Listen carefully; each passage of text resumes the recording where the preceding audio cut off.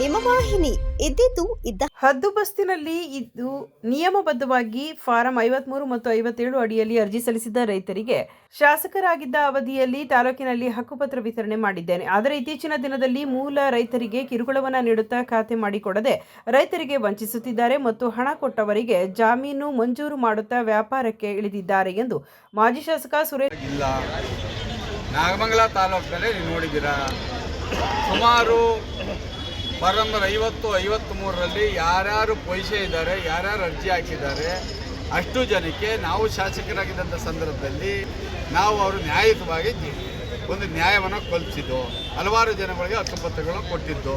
ಇವತ್ತು ಅವನು RTC ಮಾಡೋಕ್ಕೆ ಬರ್ತಾ ಇಲ್ಲ, ಹಕ್ಕುಪತ್ರಗಳನ್ನ ಇಶ್ಯೂ ಮಾಡೋಕ್ಕೆ ಬರ್ತಾ ಇಲ್ಲ, ಬೆಟ್ಗೆಲ್ಲಿ ಬೀಗ ಹಾಕೊಂಡು ವ್ಯಾಪಾರ ಶುರು ಮಾಡಿದ್ದಾರೆ. ಅದು ಎಲ್ಲಿಗೆ ಹೋಗ್ತಾ ಇದ್ದ ನಾವು ವಾಚ್ ಮಾಡ್ತಾ ಇದ್ದೀವಿ, ನೋಡ್ತೀವಿ. ತನಿಖೆ ಮಾಡ್ಕೊಳ್ಳಿ, ತನಿಖೆ CBI ತನಿಖೆ ಬೇಕಾದರೂ ಮಾಡ್ಕೊಳ್ಳಿ. ನಾನು ಸ್ವಂತಕ್ಕೆ ಯಾವುದು ಮಾಡ್ಕೊಂಡಿಲ್ಲ. ಆದರೆ ಇಲ್ಲಿರ್ತಕ್ಕಂಥ ರೈತರಿಗೆ ಮಾಡ್ತಾ ಇರ್ತಕ್ಕಂಥ ದ್ರೋಹ, ಅನ್ಯಾಯ ಇವತ್ತು ಕರಡಳ್ಳಿ ಒಂದರಲ್ಲೇ ಯಾವುದೋ ಕಾಲದಲ್ಲಿ ಅದು ದರ್ಖಾಸ್ತಲ್ಲಿ ಅವ್ರಿಗೆ ಸ್ಯಾಂಕ್ಷನ್ ಆಗಿರ್ತದೆ, ಎತ್ತು ಕಟ್ಬಿಟ್ಟು ಹಳೆ ಡೇಟ್ ಆಗಿ 70 ಇಸ್ವಿ ಡೇಟ್ ಹಾಕಿ ತಿಂತಾರೆ. ನಾವು ನೋಡ್ತಾ ಇಲ್ವಾ?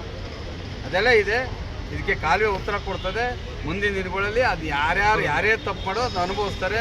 70ನೇ ಇಸ್ವಿನ ತಿದ್ದಿಲಿ, 80ನೇ ಇಸ್ವಿನ ತಿದ್ದಿಲಿ, ಕಳ್ಳ ಯಾವತ್ತಿದ್ರು ಕಳ್ಳ ಸಿಗಾಕೊಂಡೇ ಸಿಗಾಕ್ತಾರೆ. ಸುರೇಶ್ ಗೌಡರವರು ನಾಗಮಂಗಲ ದರಖಾಸ್ತು ಕಮಿಟಿಯ ವಿರುದ್ಧ ವಾಗ್ದಾಳಿ ನಡೆಸಿದರು. ದರಖಾಸ್ತು ಕಮಿಟಿಯ ಕಡತಗಳನ್ನು ವಿಚಾರಣೆ ನೆಪದಲ್ಲಿ ಪೆಟ್ಟಿಗೆಯಲ್ಲಿಟ್ಟು ಬೀಗ ಹಾಕಿ ಹಣ ನೀಡಿದವರಿಗೆ ಮಾತ್ರ ಖಾತೆ ಮಾಡಿಕೊಡುತ್ತಿದ್ದಾರೆ ಹಾಗೂ ಹಲವಾರು ಹಳೆ ಕಡತಗಳನ್ನು ತಿದ್ದುಪಡಿ ಮಾಡಿ ರೈತರಿಗೆ ವಂಚಿಸುತ್ತಿದ್ದಾರೆ.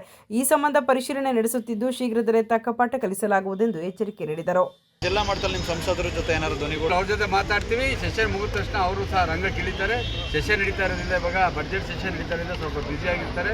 ಮೊನ್ನೆ ಬರಬೇಕಿತ್ತು, ಭಾನುವಾರ ನೆನ್ನೆ ಬರಬೇಕಿತ್ತು. ಅವ್ರಿಗೆ ಸ್ವಲ್ಪ ಜ್ವರ ಬಂದಿದ್ದರಿಂದ ಸ್ವಲ್ಪ ಬಂದಿಲ್ಲ. ಮುಂದಿನ ವಾರದಲ್ಲಿ ಮೋಸ್ಟ್ಲಿ ಅವರು ಬರ್ತಾರೆ ಅಂತ ಕಾಣ್ತದೆ. ಶಿವರಾಮೇಗೌಡರು ಕಾಂಗ್ರೆಸ್ ಇದಕ್ಕಾಗಿ ಸಬ್ಸ್ಕ್ರೈಬ್ ಆಗಿ ಹಾಗೂ ಬೆಲ್ ಬಟನ್ ಒತ್ತಿ.